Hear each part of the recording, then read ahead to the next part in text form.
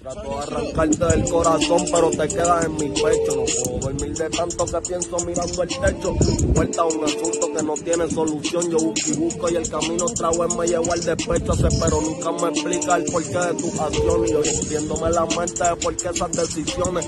Algo que no me importa y es que estoy expresando mis emociones. Esperando el día que otra vez razones de ficción o realidad. No me vuelvas diciendo que ya no me quieres, que conmigo solamente amistad. Y cuando recibo un mensaje para celarme y pelearme por las demás. Además está de más y está de más luchar por más. No te me van, me insultas sin tener razones para marcharte y me dijiste que mejor te dejes en paz.